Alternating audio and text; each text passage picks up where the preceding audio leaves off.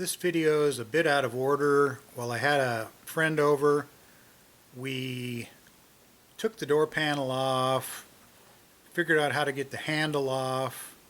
Once we got it out, I went on to Amazon, ordered the new handle, then like 3 days later, put the handle back on. So if you kind of piece this video together along with a couple others on YouTube, you should get things accomplished. This was actually fairly easy, so good luck. So we've got a Chevy Cobalt LTZ. We're replacing the door handle on the other side, front driver's side. It's a 2007 Chevy Cobalt LTZ. We're replacing this door handle, exterior door handle, on the driver's side left position. They got an answer for everything. And not the first time he'd heard that one.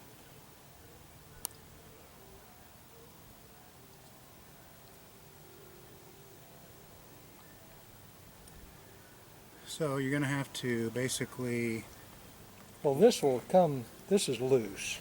Yeah, That will just hang there, and this one should just slip off. Take it around the fish hook there, or the U-bar. Okay, there it is. And the nice thing here is your lock cylinder stays with it. Yeah. You can go back in the new handle, so Yeah, you don't have to mess with that. It's right there, and you haven't even taken it off. So we got these two bolts, 10mm from the other side. Yep. And then one 10mm bolt up here that was holding on the front of the handle. And hopefully your new one's got this little piece that's got the little post and the... Yeah, there was some plastic that kind of cracked off when we pulled this out, but it was probably just the kind of alignment pins. Right. Yeah, it looked like this was for sure an alignment pin, and this might have been a... I don't know why you'd need a keeper in there if you had a bolt in it. But. So the upper left one there never broke, but the one there on the right, that little piece of plastic kind of snapped. Yeah, that one snapped. This that one should come with the new handle. Yeah, but that, I mean, yeah, this you'd think this little insert would have to be there because it's got the thread holes in it. There's a good video out there by A1 Auto that shows how to take off this door panel. The only thing different here is that had a crank window, this had electric window. So right in here we had some switches for various functions, including the windows.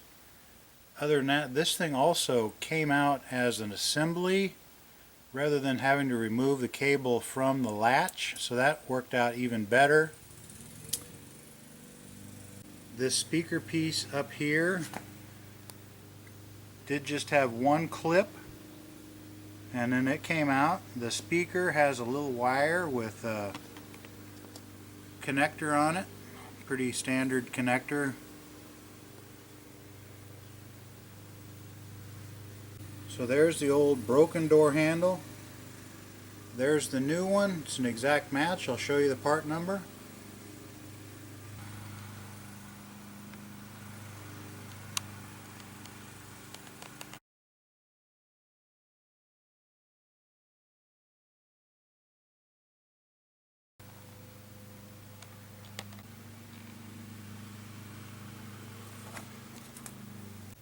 My biggest tip on these types of jobs, in particular this one, is take some just axle grease and just take your socket and just pack your socket full of grease, and then put your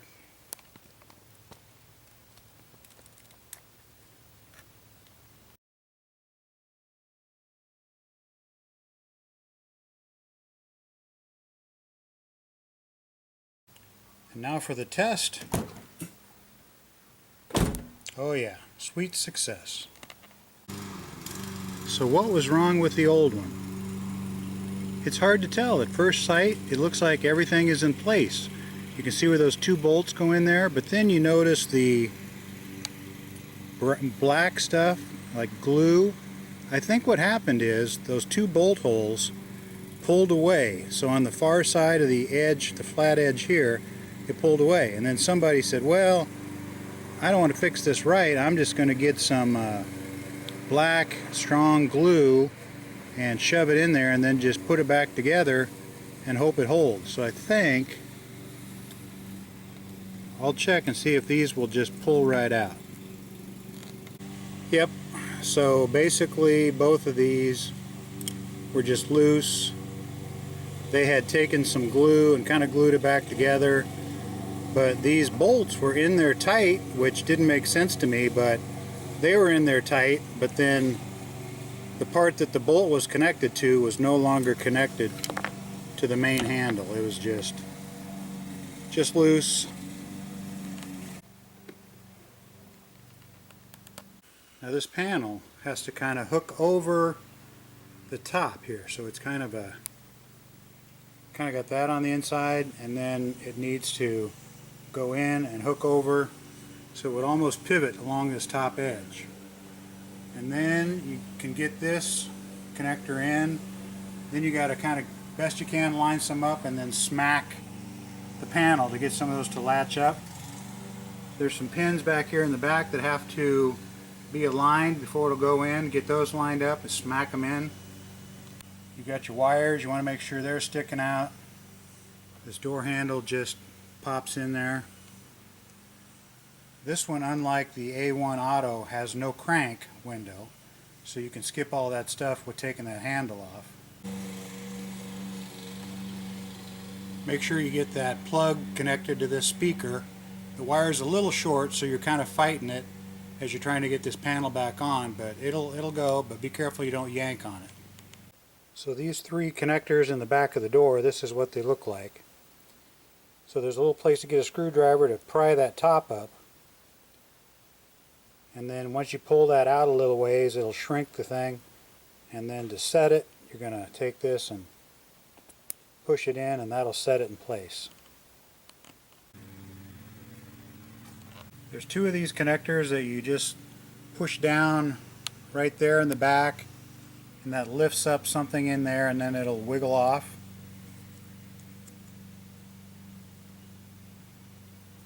There's a small one, I can't exactly tell on that one. I think I took a little screwdriver and pushed down and pulled out. Then there's a screw in there behind a little hidden panel you just lightly pry out. And then there's two screws down there behind another little secret panel you pry out. If you were doing the passenger side door, it'd be real similar. Less switches, less wires over there, but otherwise pretty much the same, just in handles reversed. It's a different handle.